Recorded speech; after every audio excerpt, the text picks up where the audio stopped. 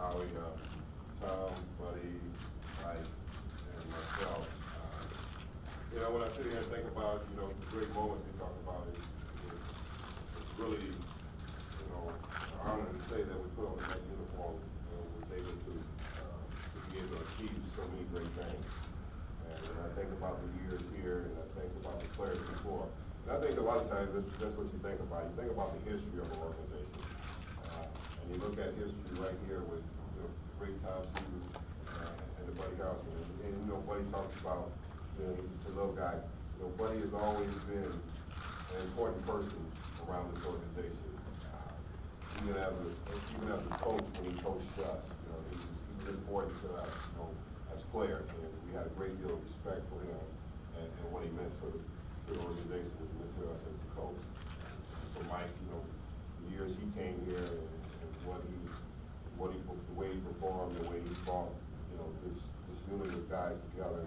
And I can think about all the memories. And, for me, this is home, because I'm a true homegrown Met, through the farm system, being drafted by the organization, coming through the farm system, and being able to play here in New York. Because I was always thinking about the fact when the Mets drafted me, I was like, where the heck is New York? And I didn't realize I was going to get a really good taste of what New York was all about being drafted as the #1 draft pick and coming here and being able to, accomplish the things I accomplished as a player.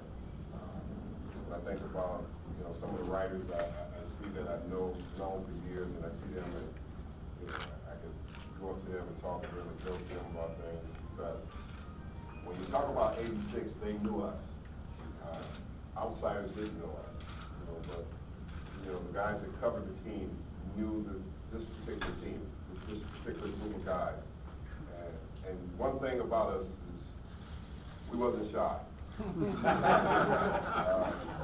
would have to say, they would say, well, it could, sometimes you have teams where it's just 1 or 2, but I think you had about like 24 of us, We probably, I think the only one guy that we had on the team that had a little sense was probably Mookie Wilson. And he's not here to, talk today because he's the one who was in that play in the '86 World Series. But when I think about the group of guys and what we were able to accomplish together, and when we talk about Game 6, thank God Davey's not here because I want to strangle him for taking me out of the game. I always tell Davey that, but notice I left that out. yeah, I know you did. But I'll get to the side about Davey. I think about the year of '86, but I think about the years before that where we all came together.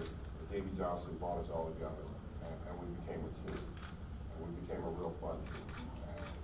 And most people don't know, I think a lot of you guys are new around here, but this wasn't Yankee town, this was Met town. We owned this town, and we were proud to own this town, because we had a new group and we had a new swagger, and we believed in what our fans thought of us as a team and what we gave to them on the field. And one thing you can say about those years of the '86 team, we gave our heart. I remember the beginning of spring training, and Buddy could tell you, the first team meeting we had in training camp, down in spring training, Davey said, we're going to dominate. And we kind of looked around, at each other, and we were a bunch of sick puppies, We was like, yes, that's what we want to hear, because we had just lost the year before. We actually came that year, and we started out the gates, and we came out the gates, and one thing about us is we never looked back. That was a great thing about our team. We never looked back. Once we came out the gates in '86, it was over. We knew it. We could feel it. We knew we had a group together that was ready to go in and win. But it wasn't easy, because we talk about '86, and then we talk about the series that we had to go through and play Houston. It was a very difficult series for us. Tough series, hard-fought series. But we came out alive of that series. We survived it. We survived, Jack. We survived not having to face Mike Scott one more time. because the fact was Mike Scott was so dominating in that series, and facing him and Nolan was going to be very difficult to beat. And we finally were able to get over that hump and beat one of them.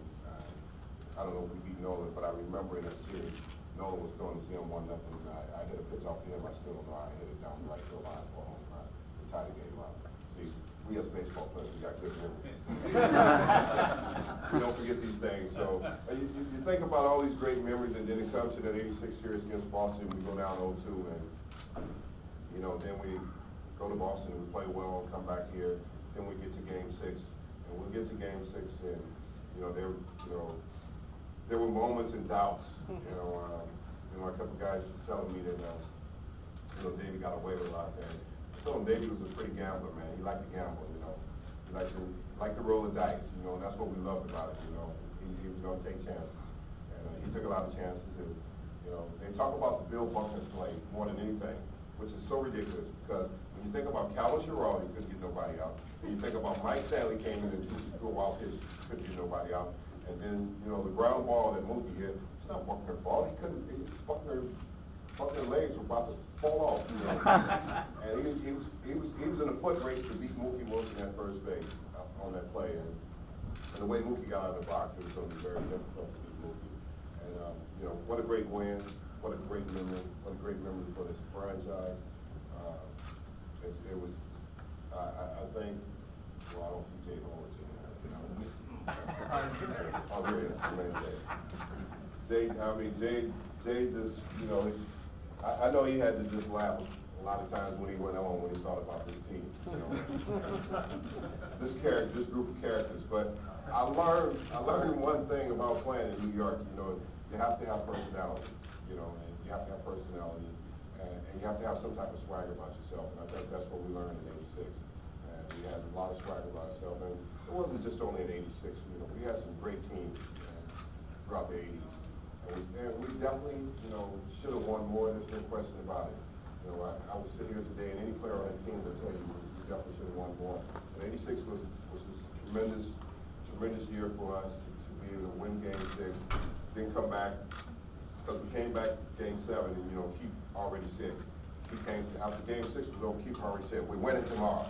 He was all fired up, so that kind of like led us into knowing that we was going to win that game. We was facing Hurst, and we were down. We still had to come back and win. We were a tremendous comeback team that year. All you got to do is look at the records, folks. We came back a lot of games, and we won a lot of games that year. And we put it together as a group, and that's a very special moment for this organization. I think all of us will always cherish, the great memories here at Shea Stadium. I know Shea Stadium is going down. We all know it's going down. People talk about this is not a home run ballpark. I love hitting home runs. To me, this was the greatest park for me to hit home runs. A lot of people say it was too big, it's too noisy, but I always thought it was a great park to hit home runs in because, there was this kind of relationship I had with the fans a little bit, that I played with them. If they boo me, I hit 2 home runs, I'm not coming out. So that was kind of cool, I really enjoyed it. I was the type of player, I really enjoyed when they booed me. I said, okay, I'll show them. So, those are memories that I will always have, that I will always be able to take with me. And it's just an honor to be here to represent the '86 team. What a bunch of great guys, I had a lot of friends on that ball club, and today I still have a lot of them. Ronnie and Keith, they worked in the group with SNY, and they were a part of that team. And, those memories can never be taken away from us. When I put on that match uniform, I felt great. And I think the one thing I like to say is the saddest day in my life was when I left the Mets. That was the saddest day of my life when I had to leave this organization. Because there were so many great members here, so many people that I love and care for in the front office and the organization and what the organization has meant to me. That was the saddest day. But the greatest day of my life was 1986 World Series championship that we won. And when we went down Manhattan and had celebrated that parade, and all the fans and people came out. That was a wonderful day. Those are memories that nobody could ever take away from us. And we thank God for it.